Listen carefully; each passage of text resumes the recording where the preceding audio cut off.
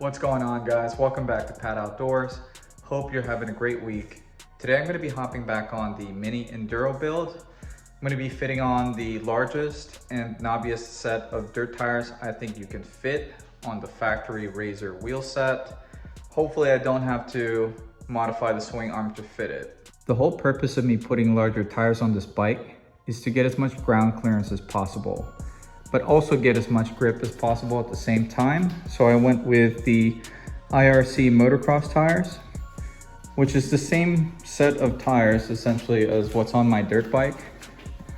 The IRC, it has a very similar tread pattern, very knobby. Didn't go as large as the rear tire for my street bike for many reasons. This is a 3.5 by 10.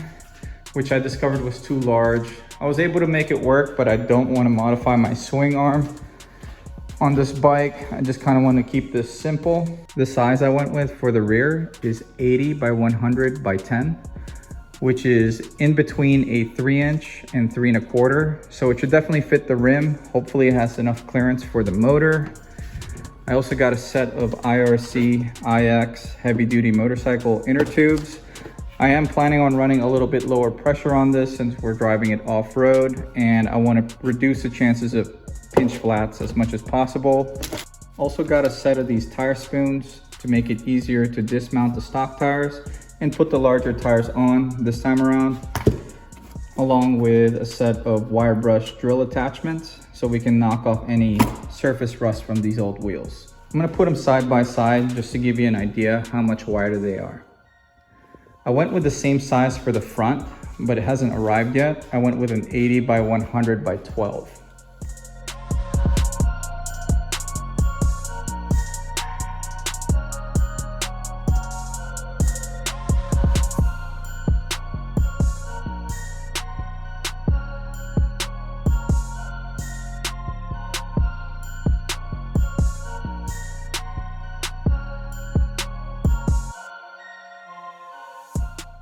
I forgot how much of a pain in the ass it is to take off old, stiff, dry tires.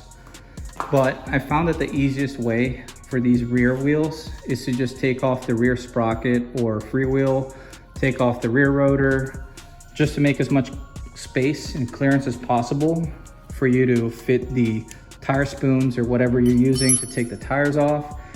Deflate the tire as much as possible, this inner tube. Deflate it as much as you can, and then you can manually push the sidewall on both sides to break the bead bit by bit. And then once the tire is fully deflated and the bead's broken, you can jam the tire spoon at the very inner edge of the rim. Once you get the tip of the spoon over the edge of the tire, you can pry it up and over the edge of the rim, lock the other side onto a spoke. Then you can move on to the next spoon, do the same thing, lock it onto a spoke, and then onto the next spoon until you create enough slack that you'd be able to just pull it over the rim. And then you can pull the inner tube out and then do the same thing for the other side. Here's that surface rust I was referring to.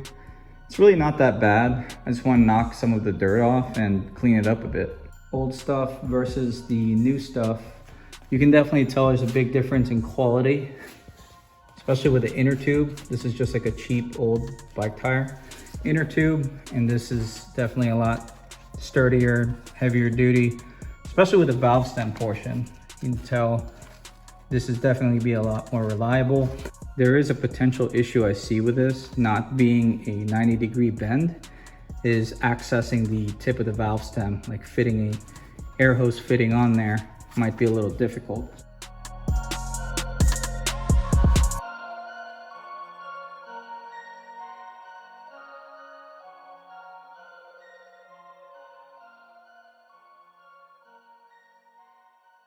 That was a major pain in the ass to get the first side of the tire on the rim. What made it very easy was the Lysol. I just sprayed some, really you could use any cleaner or soap and water and lubricate the edges of the tire and the rim. It makes it so much easier. Now that we have one side on, we're gonna feed the inner tube partially inflated, seat it in place, and then we're gonna work the second bead in.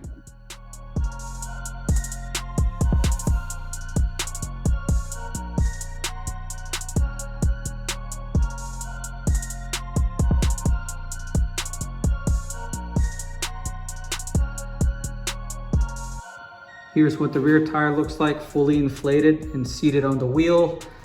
It's a little smaller than my street tire, which is a good thing because I'm really hoping that I don't have to modify this bike in order to fit this. So let's put it on and find out.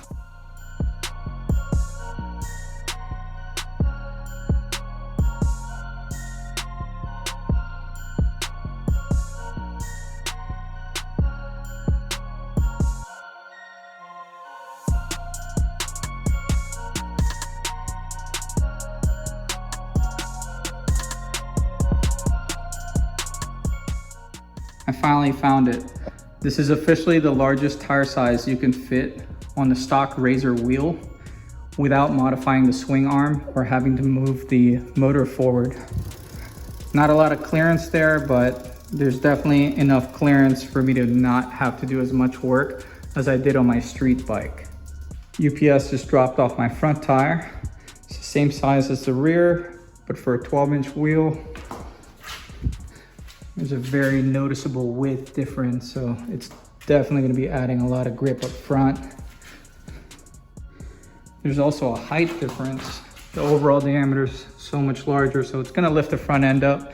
It's going to look well balanced with the rear.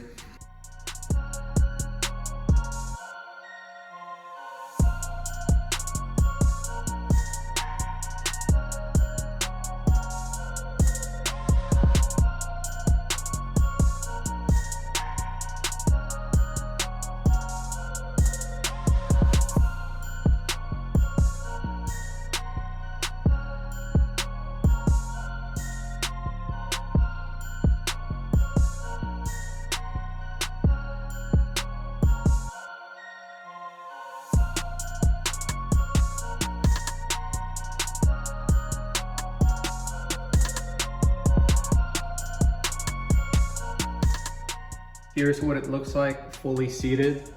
It definitely took a lot of work, and if I had to do this again, I would go one size smaller just because this is a lot of width to cram on a skinny rim like this. Also, the inner tube, I wasn't very happy with the fitment. I had to play around with the valve stem positioning in order to get both sidewalls to seat fully and then inflate it and then pull the valve stem back out. So if I had to do this again, I would go one size smaller on the front tire and a different inner tube.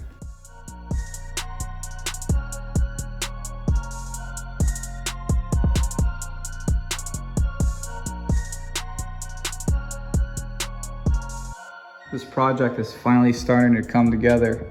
The ground clearance is also getting ridiculous.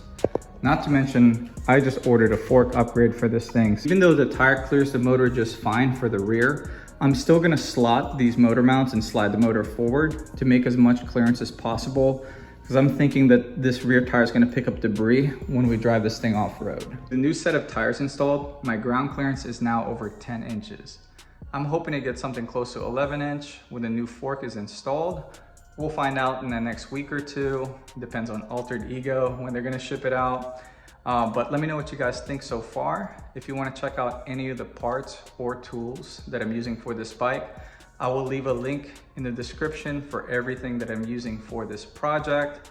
If you found today's video helpful in any way, do me a favor and hit that like button. And if you like this kind of content, want to keep up with some of my projects, consider subscribing to my channel. But this is gonna be it for today. Thank you for watching.